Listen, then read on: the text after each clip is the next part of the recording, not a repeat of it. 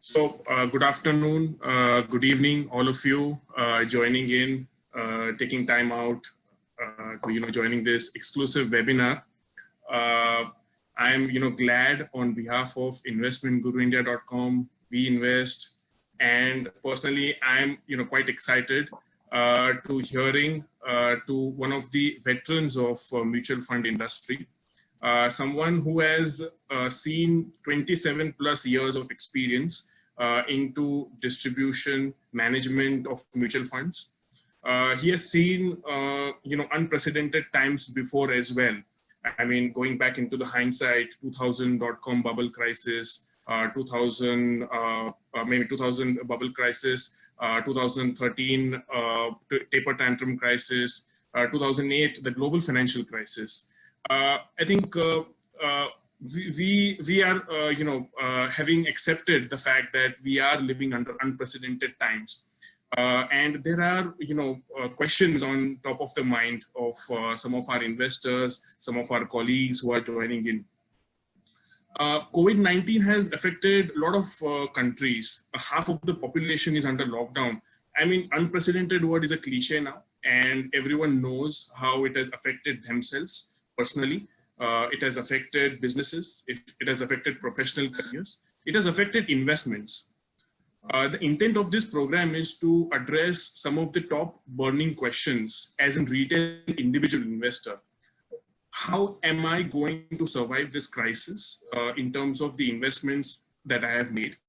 And more importantly, how am I going to achieve my financial goals, which I had put forth as part of my financial journey?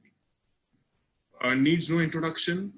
Please welcome Mr. Swaroop Mohanty, CEO, Mirae Asset India Mutual Fund, one of the most successful, young, dynamic professionals, heading one of the largest AMCs in India, having a global parentage in terms of Mirae operating multinationally. Please welcome him. And Swaroop, we welcome you. Thank you for joining in for us on this call, and we're extremely delighted to have you. Thank you so much, Nirav, for having me. It's an absolute pleasure to be talking to you and to your clients. These are times when we should talk, because at the end of the day, in every discussion, we go back learning. Yeah, thank you, Dr. Tapas. It's good to be with all of you. So I'll speak for 15 minutes. That's the time allotted. So without wasting time, can I start my small presentation, if it's okay with you, Nirav? Sure. Yeah. Sure. Thank you for your kind introduction. So let me just start on what I have to say. Yeah. So, investing, as you rightly said, of course, when a crisis like this happens and then a medical crisis like this happens, the challenges are there in front of us, and within that, we'll see whether these are challenges or, we can find some things out of it which could be positive. But whenever we are being asked to talk in this interesting time, is the screen visible? Because sometimes it's okay, no? Nirav? Yes, it is. It is visible. Thank you. Yeah. Thank you. Yeah, just checking before because sometimes see the equity markets look volatile. That itself is an understatement, I think.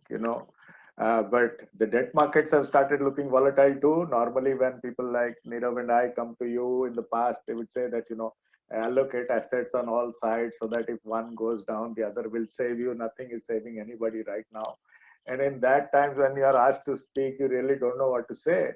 But I'll make an attempt, and my humble request is, if some of it makes sense, it's okay. If something does not make sense, please do get back to me, because that's where we learn and we take back and improve ourselves. So, what you have to understand is both are talking about the same economy, underlying is the same Indian economy that we are talking about, both sides going volatile, and we'll go a little deeper into it. And in every volatility, let me tell you, in every volatility lies a challenge.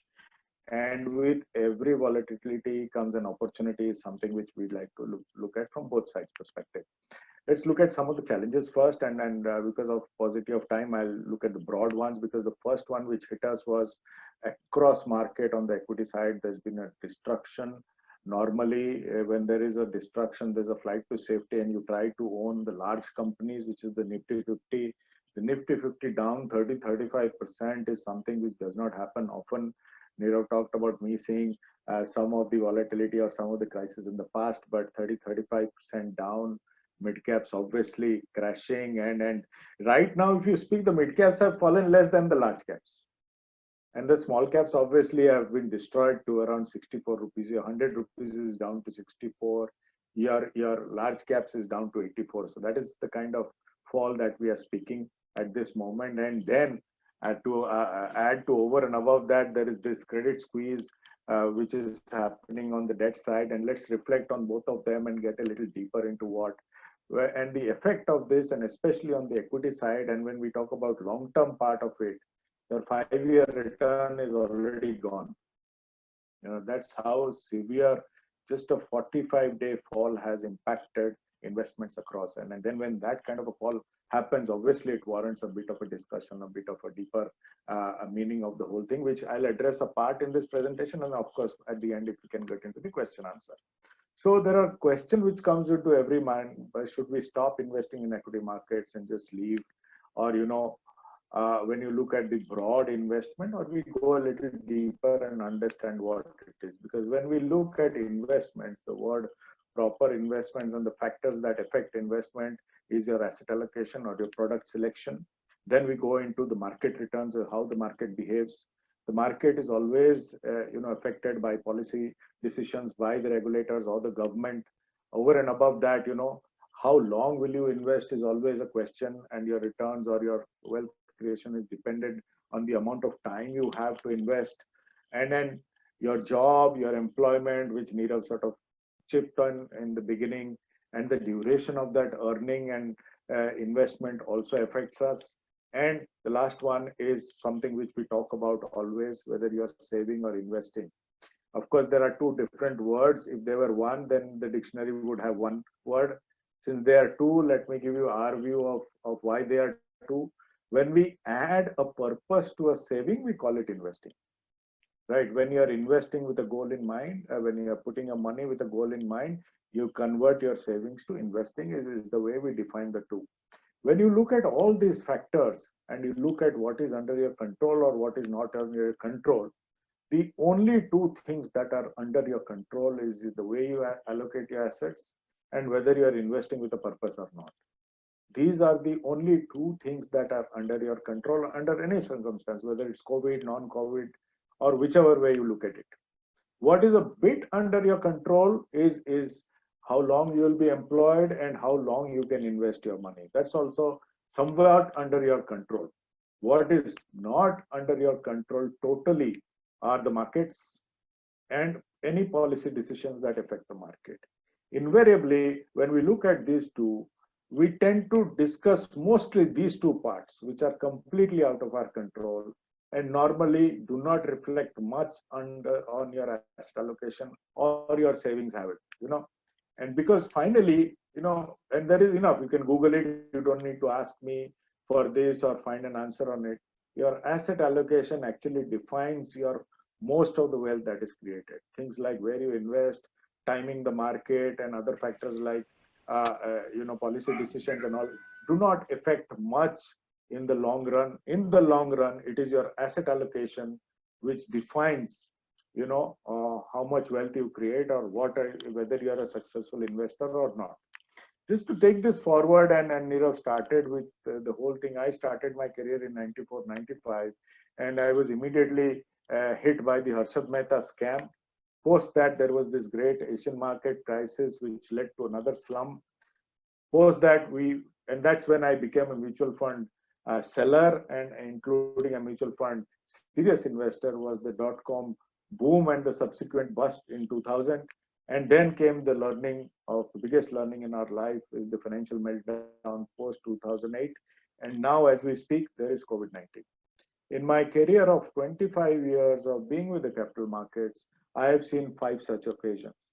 And it's just 5 occasions in 25 years. That is one thing which I wanted to leave behind in every mind. The other part which we must understand is every crisis is different. And every crisis post that, the world upgrades very quickly to that crisis. Trust me, if there is another COVID-19, you will not see this volatility.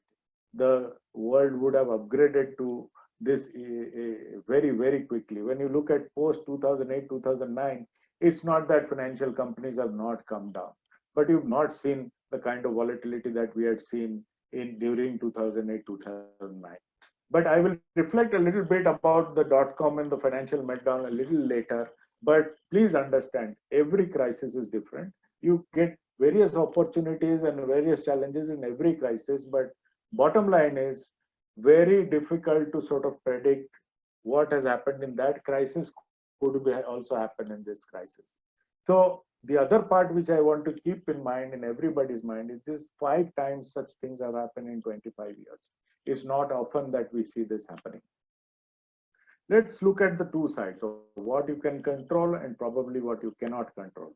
What you cannot control are phases like the crude or the interest rates. We've already seen two interventions from our central bank, and the interest rates globally, whether it's the US, Germany, Japan, any country, the interest rates are headed south, and where it will go is just a prediction. We do not know for sure, including the oil prices. The oil prices, because of it going down, India stands to benefit, is something which I don't need to explain. All of us know. The other part which is never under our control is the rupee or the currency. Across the globe, we are seeing destruction of the currency. So when you look at the factors which affect the capital market, which is oil, interest rates, and the currency, all the three are not under our control. And especially in emergencies like this, they just go loose across the horizon, across countries globally. There is no country which has not been affected by this. What we can do, and I just like to reflect on these two, and then we can go deeper into it post the question in the question answer session, is that I do believe we have two options here, and that's the $1,000,000 question.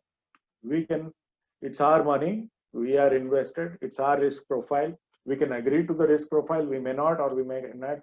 We may agree to what's happening in the market and say, boss, this is, I've had enough, let me just sell and get away. That's also correct. It's your money at the end of the day.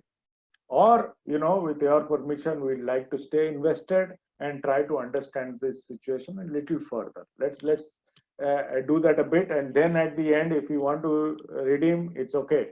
Yeah. So when you look at the broad perspective, and this I'm talking about basic life, what is the basic challenge? And I'm very influenced by a behavioral finance writer, and he preaches a lot, and you must check him out, a gentleman called Carl Richards. He has put up a very life-changing thing for me in life in the form of a slide. He thinks there'll be a lot of noise. Look at COVID-19. There is so many things happening, so much of news coming. This is happening in this country, that is happening. In that, what he asks us to do is just select things that matter, and then go a step further. And within that, select things which you can control, and concentrate on one thing, that is things that matter and things that you can control. If I try to control currency prices, I cannot. Does it matter to me? Yes, it matters to me. It will affect me. But can I control it? No, I cannot. Thinking about currency, it can lead me 2-3 hours or maybe 2-3 days predicting currency movement, but I can't do anything about it. What I should do at this moment is to control my controllable and try and focus on things that matter, and within that, only those things that I can control. And within this entire period of COVID-19, I feel that there are two things that we can control. And I said, when you look at the factors affecting investing, the two things that can is under our control is, the first thing is asset allocation. That's the only thing that I can do. I can only predict my behavior. And when you look at assets, when we invest, we practically invest in these 5-6 areas, that is gold, property, equities, bonds, and cash. Gold, we just probably would have bought yesterday. That's the SIP date which financial planners have given us, that this is the day on the earth where gold you have to buy. It's a commodity. It is defined by demand and supply. Over the years, the demand for gold is the highest on Akshaya Tritiya, but the entire country does not care. They just go and buy gold at the peak of its price every year. When you look at property and you look at the holding period of property, typically it is 1, 2, 3 generations. And in every city, your father would have shown you one property. Maybe this was available at this price. I couldn't buy that price, and today's price is just unbelievably high. But when you look at both these, asset classes, these are, synonymous with generations of holding. Father's house is passed down to the son, of mother's gold is passed down to the daughter and the bahu, and that's how you create a long-term sort of relationship with these two asset classes in particular. When it comes to equity, we are probably the first or second generation people or generation of people buying equities. It's relatively a new asset class compared to gold and property to us. Hence, we might have questions which we do not have with gold and property. Somebody said on Akshaya Tritiya that this is the highest price, go and sell gold. No, that will be the most ridiculous statement to be made across this country. It will be considered highly inauspicious to sell gold on Akshaya Tritiya, but that's what one should do, because that's what attempts to do in equities. In bonds, we'll talk about bonds subsequently, and cash is the short-term holding that we have. But before we go further, and that's what 2000 taught me, is that I encountered risk for the first time. The amount of money I lost in the dot-com bust is probably I'll never lose again. My 10,000 became 2,000. And that's when I realized this is not a business of returns, this is a business of risk. Because two things can happen. You can take a lot of risk and expose yourself to financial uncertainties in these type of situations, or you can take very little risk and not participate at all. It depends on your risk profile. Both are right. But to achieve a good financial plan, a good knowledge of a risk profile, and participating in the markets in the right risk forum is the right way of achieving good financial experience, is what people normally go through. Understanding risk does not happen overnight. Investing is a journey, and you discover different types of risks over a period of time. Because when you look at markets, and if somebody were to be bothered about equity markets in November, December, trust me, nobody was. People were investing very easily. There are a lot of questions now. This entire pendulum reflects between greed and fear. When the market is euphoric, your fear is less. But when the markets come down now, your fear is highest. Is what is the reflection of this entire journey. Because when you look at asset classes, just forget which they are, but just see that the different colors are different asset classes. When you look at a journey, and I'm showing a journey of 2004 to 2019, you will not be able to see a single asset class which reflects a journey of any certainty, which gives you saying that this asset class gives you returns over a period of 15-20 years. So hence, this process of asset allocation, which diversifies your money across asset classes, is what is recommended by most planners. The other thing that one can do, and I'm running a little out of time, so I'll keep it short, is that the other thing which an opportunity like this gives is portfolio rebalancing. Because what it aims at doing is, suppose my equity portfolio, equity to debt was 70-30, and markets went up, say 30%, it would go up to 85-15. The equity would go up. The prudent thing to do is to shift equity to debt and bring it back to 70-30. That is what we call portfolio rebalancing. In market like this, when it has gone down by 30%, it would have come down to 55%, and your debt would have gone up to 45%. The prudent thing now, or the opportunity now that comes in front of you, is to shift a bit of debt into equity to bring it back to 70-30. That is what is the other thing that one can do in situations like this. So one has to stick to asset allocation, and there in times like this, when the asset allocation shifts out and forms different kind of assets because of movement of market, one needs to rebalance it. Because broadly, the India story remains intact. In a short run, we'll see some great effects of certain sectors. Pharma, FMCG, power and financials are what we think will be affected positively, while we all know airlines, hotels, and for some reason in situations like this, people become vegetarian. There is absolutely no scientific reason for being that, but it's a sentimental thing. So we think poultry, retail, and restaurants will get affected adversely. Getting that a minute more. In situations like this, and let me show you 2008-9, when the market cap to GDP sort of plummets because the stock prices come down. Similar situation is now. Invariably, we see in those situations, there is a tendency to reverse to the mean post the situation is over. Trust me, you can debate when India will become 5 trillion. You cannot debate whether India will ever become 5 trillion. Your guess is as good as mine. Maybe COVID will affect it by a year or two. Maybe the 7-year journey will take 2 more years. But in 9 years, your 2.7 trillion economy is still poised to go to 5 trillion. Maybe a year or two delay because of this. But you cannot debate whether we are on that path. When it will become is the debate. India remains the youngest country in the world. Just compare us, our median age of 28 to Korea's 42. And that's our biggest advantage. One of the reasons, in my personal opinion, why more Indians will live post this COVID is because of the youngness of the Indian country and the fact that the upper middle class and the middle class continue to rise in the country gives the consumption of great boost going forward. All this stay intact at the end of the day. One last slide, and that's the most important slide that we feel, because when we look at COVID-19 or any such crisis, we feel the value of the company gets eroded. When a portfolio is constructed, it is constructed on two parts. That is the value of the company and the price at which it is bought. Let's assume that the companies get affected and 10% of the value gets eroded.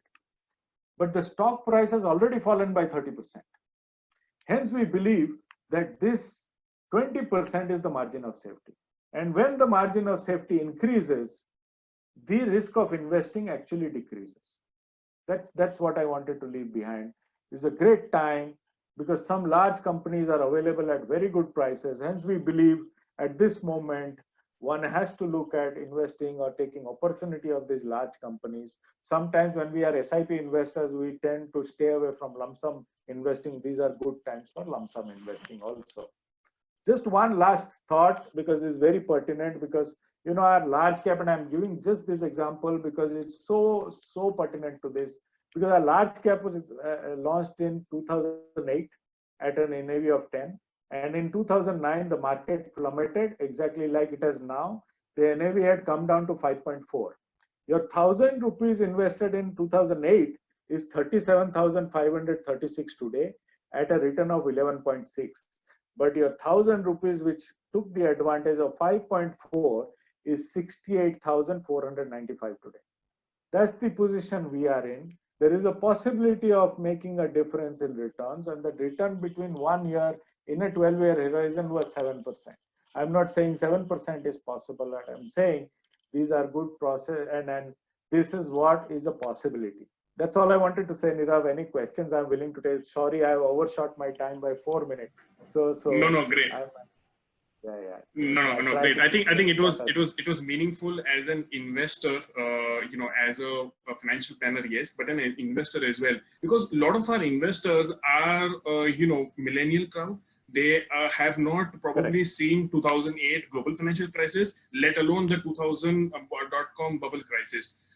My question, at the top of the mind that comes in as an investor, there is always an emotion and bias attached to my investments. Now we have financial planners, we have AMCs, we have mutual fund experts, all of them coming to us and saying that, okay, it is the best time to invest. But how do I disassociate my emotion part and take rational decision during extreme greed and fear situations? Especially since you mentioned the millennial, see, this is not an easy path. Okay, finally, investment is very mathematical. The less emotional you become, the better the investment experience is. This is easier said than done. Okay, I am very influenced, or I hold Nick Murray as a very good financial writer. And very early in my life, I read a book where he said, "You are not born with courage; you practice courage." Right? And it's a very interesting thing because I was a fearless mutual fund seller in 2000. Okay, the conviction which I used to sell then, let me tell you, it's not conviction anymore. It's probably more maturity. But in 2000, I invested dramatically in the tech funds, and my 10,000 became 2,000. That's when was my first sort of brush with risk. Then I realized, okay, I need to know my risk better. Yes. Okay. In 2008-9, and that's very important because that's when I realized that, and I was slightly older then, and now I can, due to 2008-9, right now I have the ability of holding allocation because in 2008-9, 60% of industry SIP stopped, right? Because of a very similar situation. It was probably worse then, slightly worse than here. 60% of industry SIP stops, but people who held on in just 1 year time not only got back all returns, actually were positive by 12-13% on overall portfolio, right? So that taught me holding allocation. See, this is a journey. Investment is a journey. If I were, the only mistake that I've made is that at age 28, 29, I didn't run an investment of 500 rupees a month. If I'd have done that much, today I would be financially free. So starting early is something which millennials should know. Every money, like I showed, 1,000 rupees can become 68,000 rupees. So don't even underestimate 1,000 rupees in the stock market. But I agree with you that it is not easy. It comes with experience. If I would not have gone through 2000, I wouldn't have learned risk. If I wouldn't have gone through 2008-9, I wouldn't have learned the bright part of holding allocations. We expect that 2020 will help a lot of people to become financially independent, at least put them on that path eventually that they become. If you ask me very honestly, I want this period to elongate a little bit more so that, I can take benefit of it. That's my learning of 2008-9. And I'm talking, see, my equity portion is down 30%. True.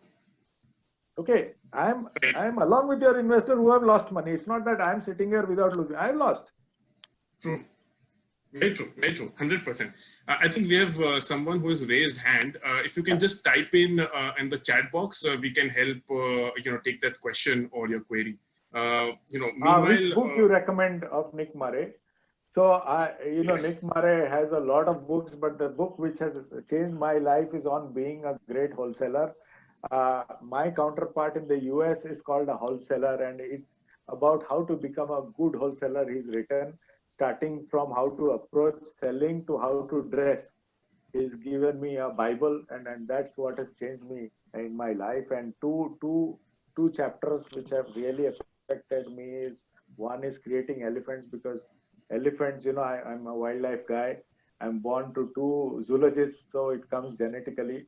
The relationship between a mahount and an elephant is what he had explained, because if the relationship is good, the child of the elephant goes to the mahount's kids. It's a lifelong experience. But if the mahount goes against the elephant, the first person who kills the mahount is the elephant. Okay, so that's how it is. So you can create a good relationship, but making a relationship comes with a lot of skill. And of course, practicing courage, which defines all of us, because markets are, what they are. So you have to have courage to be in these markets. Fantastic. Great. I think a pertinent question on top of the mind of most investors, be it DIY, be it through financial advisors, someone who invests through We Invest as well, is that, should I stop my SIP? A lot of communication has already been gone. We have reached out, but then there's always a question. Let that market recover, and then I will start my SIP. So should I continue my SIP? See, okay, very important question. It's a pertinent question in these times, because we are talking about 3-4 years of SIP returns being negative now. Okay, just to put things in perspective, why do you do SIP?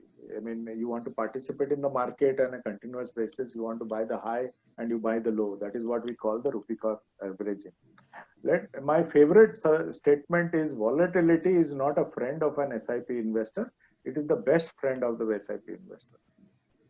These are markets for SIP investors. These are not markets for, those risk takers who want to time the market. The units at which you are collecting the NAV at is almost 30% less than what you were collecting in December, right? As an SIP investor, I would want this to continue for at least 6 more months. Then if you do, I'm sure all of you are better mathematicians than I am. I'm a pathetic mathematician. Just do that calculation. You don't need 30-40% upside to create wealth anymore. Between 23rd and today, the NAV is up by 8%. So the NAV I collected or the units I collected on 23rd was 8% lower than what I'm collecting now. I wish that 23rd NAV comes back. Yeah. Yes. So Hmm. you don't need much of upside if you've collected more units. It's just pure mathematics. So I leave that decision to you whether you will add more or not. But Nirav, it's a commitment to you, to all the investors here. Let us do this call after 1 or 2 years on this same discussion that we are having on SIP, and I will come back and answer. Don't Fantastic. leave the SIP. You need not put more money. That is your lookout. But my humble request, don't stop your SIPs unless there are cash flow problems. That is a separate issue. But if you have the money and you are an SIP investor, don't stop. And I'll come back and we'll do this call after a year or two. Fantastic. That's extraordinary commitment from someone who has seen 3 decades plus of mutual funds talking his heart out. Very, very pertinent point. As financial advisors, Swaroop, we always recommend asset allocation, and as part of that asset allocation, liquidity and safety of capital that we invest becomes of utmost importance, and that needs to be factored in while doing asset allocation. Now, pre-COVID and post-COVID, do you see liquidity as a factor in asset allocation? Will be stressed more? And do you think that we should plan in a better format again? Because looking at the debt funds as well, do you think liquidity needs to be managed more efficiently? Yeah, I think liquidity is a very important part of asset allocation. The realization has come in COVID, right? Mm-hmm. The importance of liquidity probably will start being faced by everybody because of what they're going through now. I'll give you a small example. We closed our mid-cap fund, and it's a very decent mid-cap fund, the Mirae Asset Emerging Blue Chip, in 2016. We are talking about liquidity in debt today. We raised the issue of liquidity in mid-caps in October 2016. Mm-hmm. Okay, you try to sell a bit of stocks. I don't want to get into stock specific, but for stocks below 150 and all, the liquidity issue is there in the equity markets also. Mm-hmm. I don't know why it is not talked much, right? Mm-hmm. So the fact is, when you look at the equity and the debt market, the equity screen is something which a lot of investors would have seen because it's a retail market. But the debt market, which is a wholesale debt market, is not seen by many. If you see both the screens, the red and blue flash in both the screens. The volatility is there in both the screens. In fact, the liquidity of the debt market is more than the equity market. Mm-hmm. Right, look at it. I mean, the FIs have sold 10 billion, the DIs have bought 6.5 billion. So just 3.5 billion, which is 40,000 crores only, have brought this market down by 30%. That is how liquidity plays out on the equity side. But when it comes to asset construction or the portfolio construction, I hope and pray that the realization of the importance of liquidity is taken. And I feel this COVID-19, once people see, nothing happens till it does not happen to you. Statement in life. Okay. Now that we are going through certain realizations, these factors will become ingrained in the portfolio, which otherwise were there but not discussed. Okay. One question from Aditya coming in. Mid-cap or a small-cap fund, which is better right now to invest in a 5 to 7 year horizon? You just touched upon the mid-cap fund. Okay. So, see. This is a very interesting situation. Okay, every portfolio or every time you want to buy something, you want to buy something good at a good price. Mm-hmm. Right? I'm just asking that question back to Aditya. A good company, which is a large company, is available at 30% discount. Okay. And there is a company which has a lot to prove, is available at 40% discount. What will you buy? Okay, so when a large company is available at this kind of prices, my humble request is you don't need much risk. The risk taken in buying that company, which is already proven over a 20-30 year horizon and available to you at these prices, is a far better bet than a smaller company which has a lot to prove. Upside could be there, but from a risk of investment perspective, I would buy a larger company or a large cap over a small cap. See, personally, I don't invest in small caps. We don't have a small cap. So I would like to refrain from giving comments on small caps. I don't have the, personally, if you ask me, I don't have the risk profile to buy small caps. Okay. I don't need, because of my plan needs 8 to 9% return. So why take that kind of risk is where I come from. But that aside, if great companies are available at these prices, the first thing to do, I mean, if a great car is available at a cheap car price, why not take that? Or would you suppose, I mean, I'm just, a big, German car is available at the price of, say, an Indian sedan, what would you buy? Even if the Indian sedan is available free. Very true. Very true. I think it ties back to what is your risk profile, what is the return expectation that you have in your portfolio. Very true. I think just a follow-up question, since you mentioned the emerging blue chip fund, of course, now it is categorized as a large and mid cap under the SEBI rules. Do you see that lump sum investments also opening up into that fund, given that the market has already corrected? Currently, as we know, Look at it from the fund perspective. It might look close to you, but it is not closed. Okay. The fund closed for lump sum in October 2006. The AUM was 2,200. Before COVID, the fund was 10,000. Okay. So in the SIP form, it is collecting money. So the fund is not closed. Very true. Okay. Yes.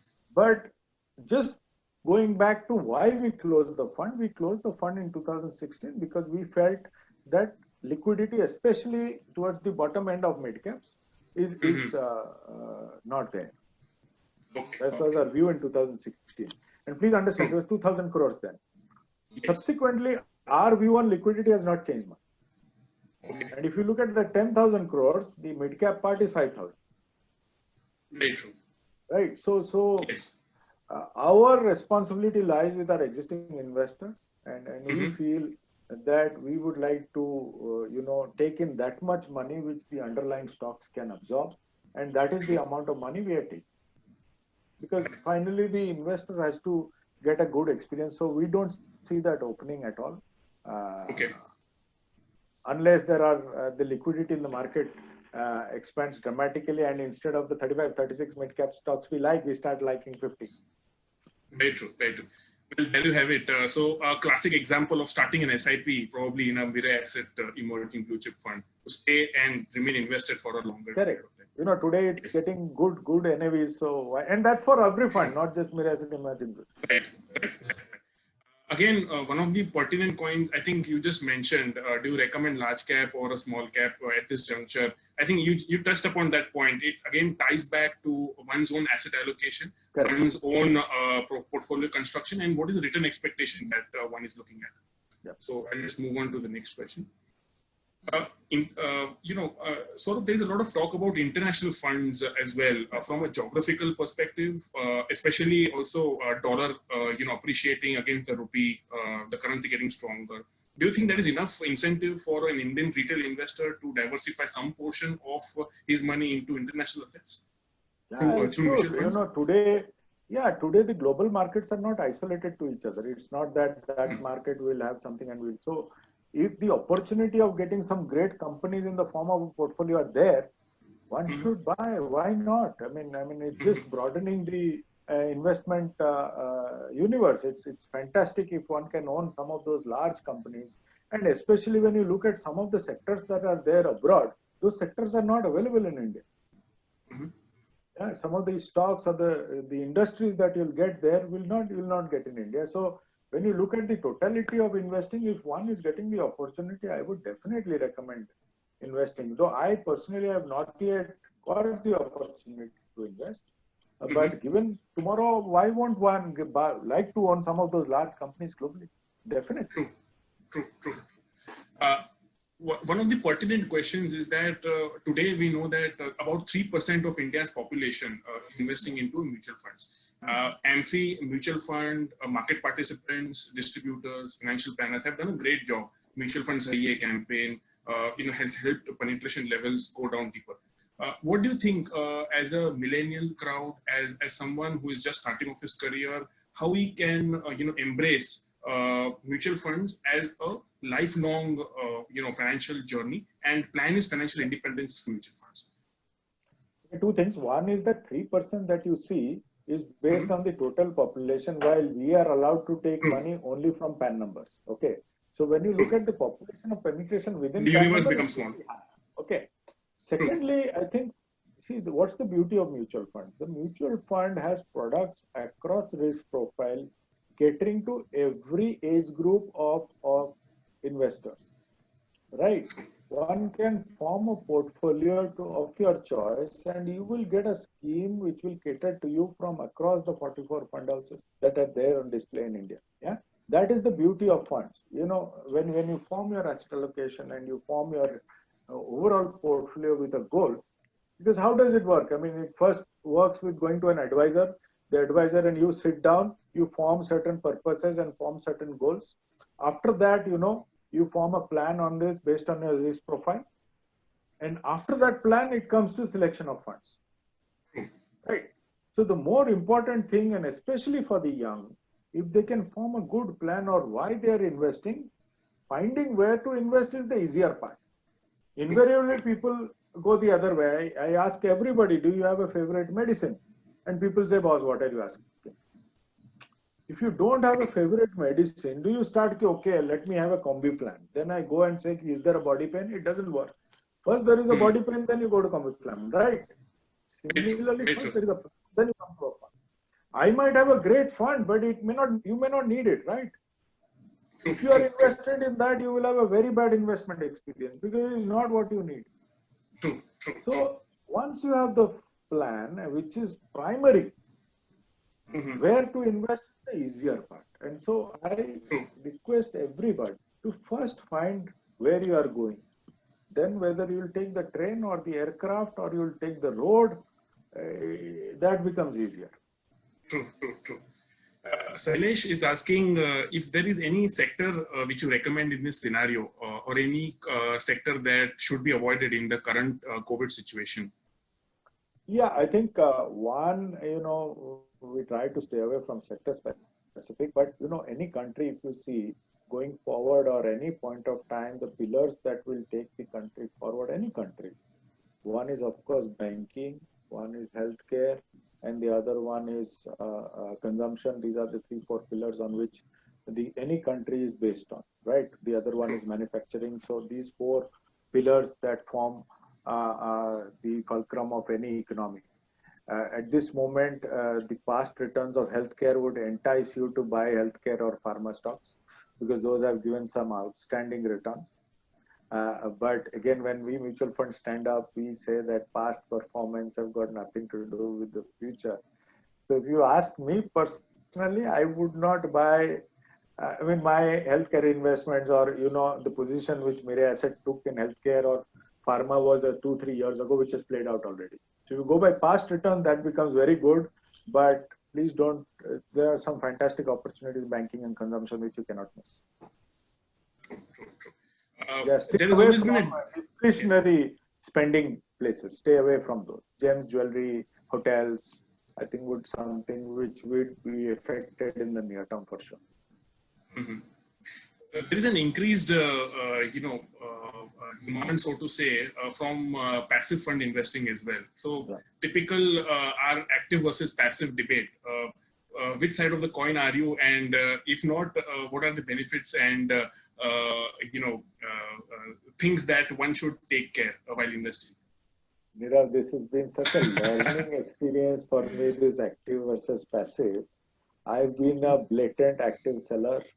I've been a blatant supporter of active investment. If you Google me, you will see me arguing for it. But the last 2-3 years have changed my perspective completely. Earlier, you could ask active or passive. From this year, it is active and passive, right? I'll give you a small example. Let's say, suppose you are a large cap investor in the mutual funds, right?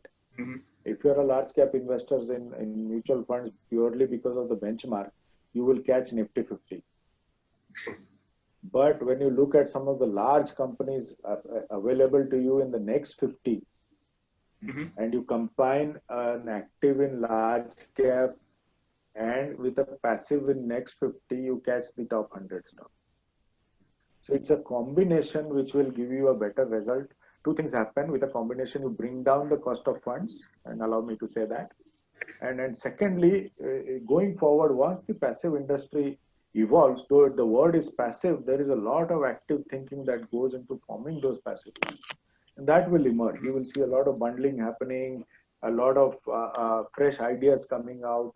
So from here on, if you bundle the two, you can form. And see, when the market is one way, no, secular, probably the passives will go ahead. But when the markets become inefficient, like now, the active fund managers come into play. These are great times for stock picking. Okay. So, but you do not know which will happen when. So, write both of them in a proportion in an asset allocated way. I think from here on, it is active and passive. It cannot be in isolation.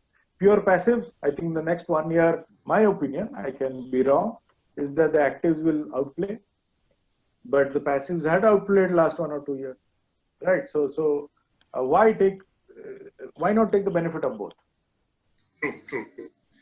I think over the years, when Mirai was launched, everyone was keen, wanting to understand the global parentage, trying to track the funds. We have seen a consistent performance, and the word I mentioned is superior risk-adjusted returns, which is more critical.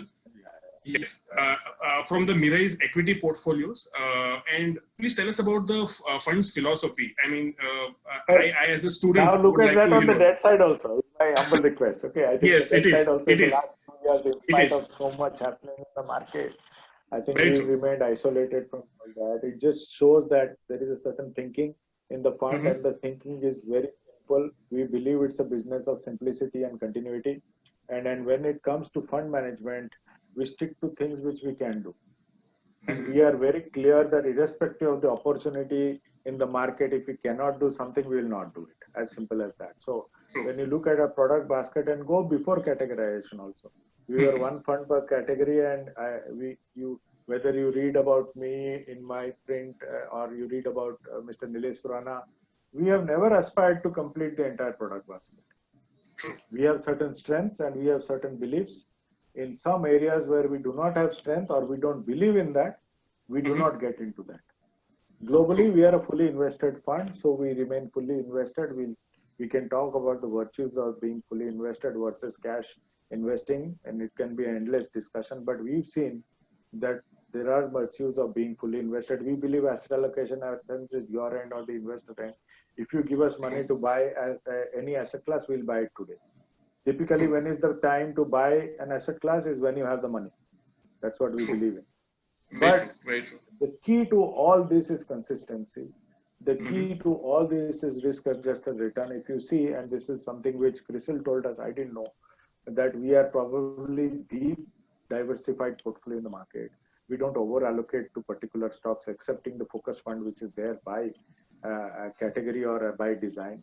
For us, 4-5% is a very large allocation that would have happened due to valuation more than us purchasing.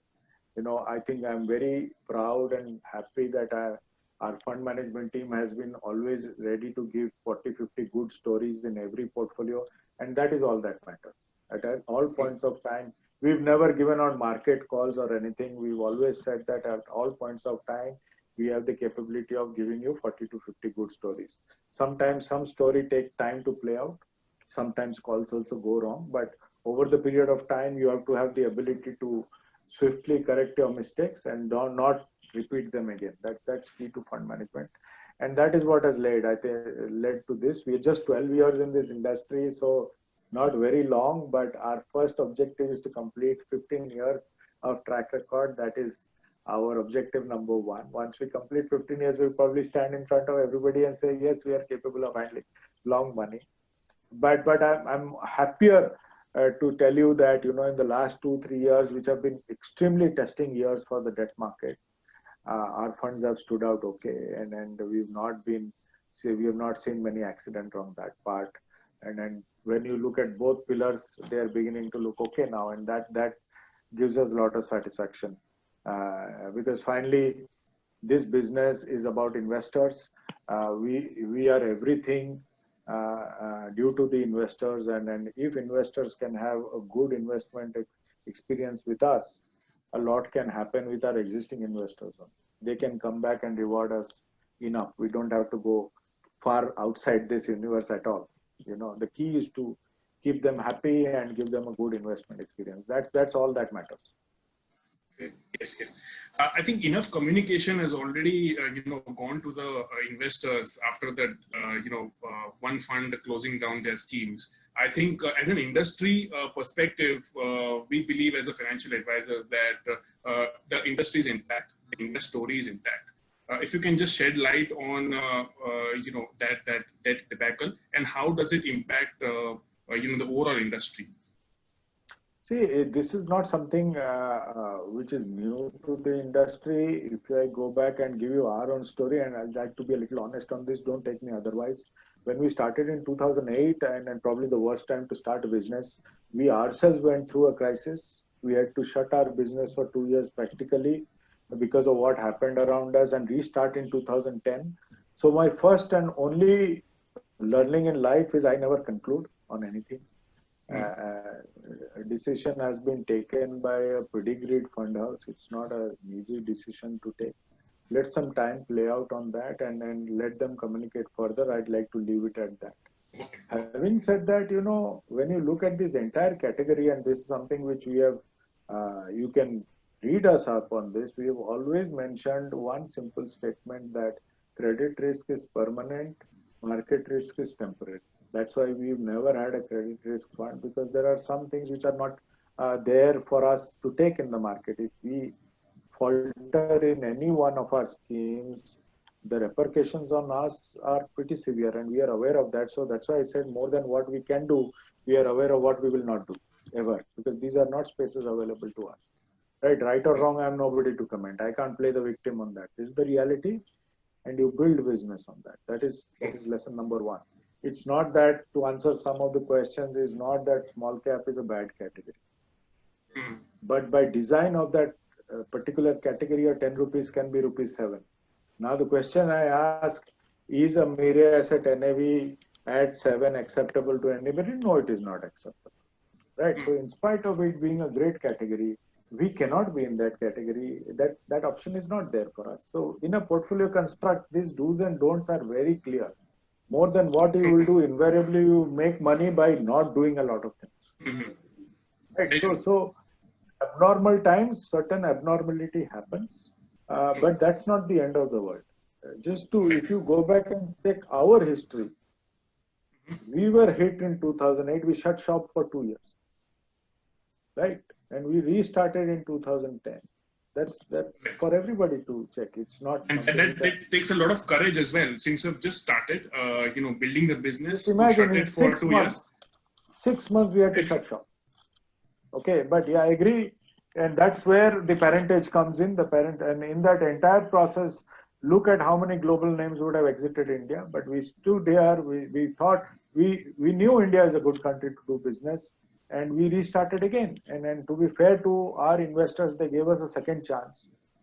And once somebody gets a second chance, we cannot falter on that. Knowingly. And you have only come out stronger, going from strength we know to what strength. not to do. We know what not to do. Yes.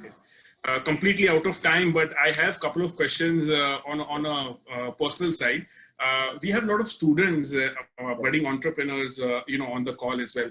As a business leader, what is that mantra for success? As a professional, what are the 2-3 things that you want us probably to keep that in our mind and be motivated at all times? See, 2 things. One is the line of work we do. Please understand, the kick that one gets about making money for somebody who already knows how to make money, even in the form of salary, is a huge satisfaction in our line of work. When we look at money, the only thing that comes with money is integrity, right? And that I give my probably parentage that both my parents are professors in Bhubaneswar. And one thing I promised them at the beginning of the career is, I will aspire to earn money, but I will pay my taxes always. Okay, because my father wanted me to do some other career. Just to say that even today he files my returns. Now he's telling, no, but it gives me a kick that this line gives us this incredible opportunity to build such phenomenal, good path in life and to earn tax-paid life. Okay, and that's a big kick in life. And that so the criteria number one is integrity, and you have to practice integrity. Money gives you shortcuts every day in our office, and people think it is how to be successful. I say first survive. People who survive in our lines become successful. There are talented people who have not been able to survive. So tomorrow, whether I'll survive or not, is tomorrow. So each day at time. But this industry has given us a lot, and you may not believe, but when I started off, I was an introvert. For me, speaking was not easy, but it's given us so much, and then the satisfaction of investors when they call us and say, okay, your fund has given us this is a huge kicker in life, and that is what keeps us going. For the young, yes, financial services is a fantastic career path, but it's not an easy path. It's a lot of hard work, and it's a lot of tenacity in trying to understand, because whatever you've learned can be wrong tomorrow. So unlearning something is something which comes of age, and more you unlearn, the better you become. That you are not the smartest person on earth, you should know from day one. Markets are smarter than you. Wow. Great. Completely out of time. Let me take a moment to thank you, Swaroop sir. Thank you for joining in at such a short notice. Really grateful. As candid as you are always in all our interactions, and that is the simplicity with which you deliver your presentation and the thoughts, I think, is remarkable. You have decluttered a lot of questions, thoughts, my views that some of our investors may have, and going forward this will be published, so a lot of investors, analysts, and individuals will be benefited out of this.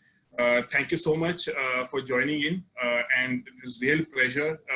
And we have a commitment to join the session next year, same time, to see our NAVs. To all the SIP investors, no? All the SIP investors to see our NAVs back where they were, and probably even higher to have the returns. We hope so.